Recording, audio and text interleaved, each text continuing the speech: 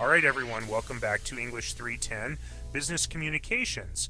I'm Professor Erwin Swetnam, and today we're diving into Chapter 5, Short Workplace Messages and Digital Media. But don't worry, we're going to make this a lot more fun than it sounds. Now, if there's one thing you should know about me by now, it's that I always start with a quick look at the back of the book. The chapter summary. This is where we get the lay of the land for what's coming your way.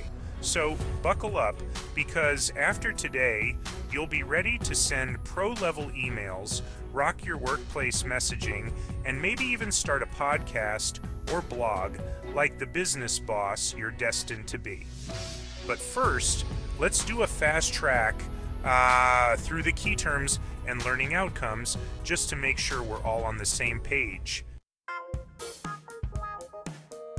So I'm not going to read these all out like we're in a spelling bee, but here's the deal. Knowing these terms will give you confidence to communicate in the digital workplace. When your boss mentions phishing, you don't want to be thinking about weekend fishing trips. This is about protecting company data. So terms like VPN, malware, blog, and yes, even trolls, not the cute kind, unfortunately, are key players in today's digital world. Now, by the end of this chapter, you're going to walk away with some seriously useful skills, like 1. How to write emails and memos that don't sound like you typed them in a rush at 2 a.m. 2. Messaging and texting like a pro without sending that awkward message to the wrong group chat. You've been there. 3. Using podcasts and blogs to engage an audience, whether it's for your future side hustle or your day job. 4. Navigating social media for business without turning into a meme yourself. Trust me, it happens. So ready to jump in? Let's get this thing started. All right, section 5-1, here we go. Emails and memos. I know. Emails feel old school. You might be wondering why we still talk about them, but listen, emails are like the cockroach of business communication. They've been around forever, and they're not going away. You think you're done with emails? Guess again. You'll be writing emails until your future self retires. Think about it. If you want something official on the record, are you going to shoot someone a quick DM? No. You're going to send a solid email, something that shows you know what you're doing and you know what you want. In fact, if you're ever in a situation where you need to file something like demand a refund for that shirt you thought looked great online, but really it makes you look like a burrito in real life, an email is what you need. However, also consider memos. They're like the classy older sibling of emails. You'll still use them for more formal, official stuff, especially when you need to drop a big announcement at work. And let's be real, memos are the perfect way to look important without breaking a sweat.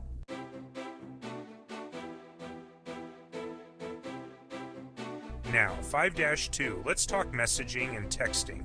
We all love the instant satisfaction of firing off a quick message, but in the workplace, it's a whole different ballgame. You can't just casually send a, "Yo, what's up?" to your boss, and don't even think about sending a cat meme in the company chat. Messaging is fast, yes, but it's also a minefield of potential slip-ups. You ever send a text and immediately regret it?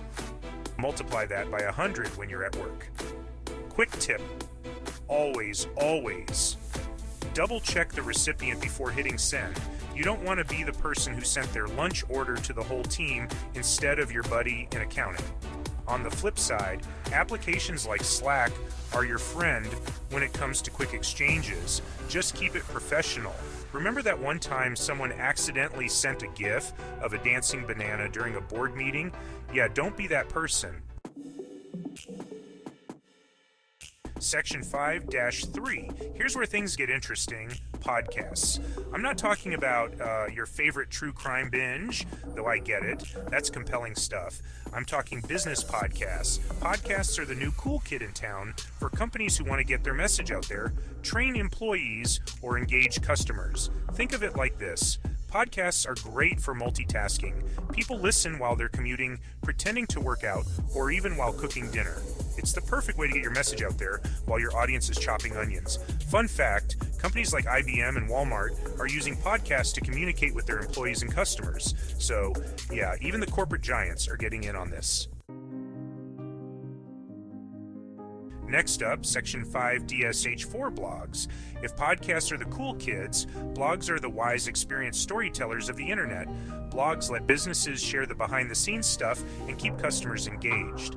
Whether you're a shoe retailer or a high-tech company, a blog is where you tell your brand's story. Real-life example, Zappos, the online shoe retailer, has a blog called Beyond the Box, where they share everything from customer success stories to wild things happening at their office. It's like a peek behind the curtain that makes you feel connected to the company. Blogs are also amazing for engagement. Remember when Frito-Lay ran the Crash the Super Bowl contest and let fans create Doritos ads? That was pure genius.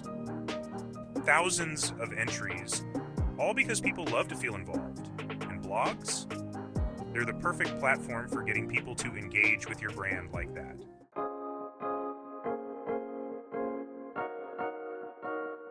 All right, let's round it out with social media, 5-5. I mean, what isn't happening on social media these days? Companies are living and breathing on platforms like Instagram, Twitter, and LinkedIn. It's not just about selfies and memes anymore. Businesses are using social media to connect with customers, share news, and yes, even recruit new employees.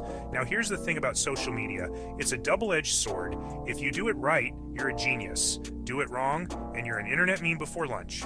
Remember when Wendy's roasted people on Twitter and went viral? Legendary.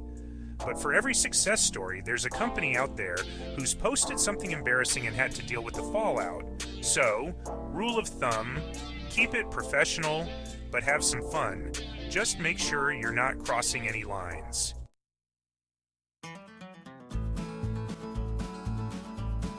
All right, let's recap everything real quick.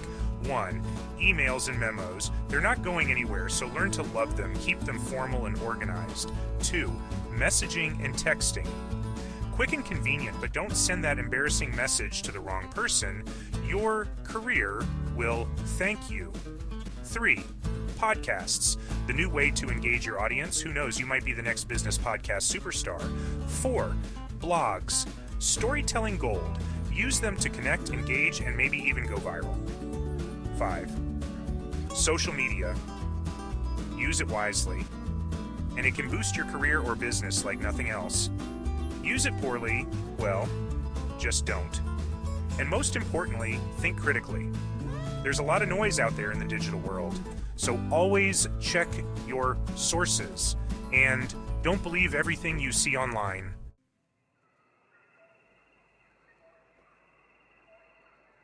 Thanks for hanging with me today, folks. You're all on your way to becoming digital communication experts. Now go out there and make some noise, with professionalism, of course. Oh, and remember, double check those Slack messages before you hit send. See you next time.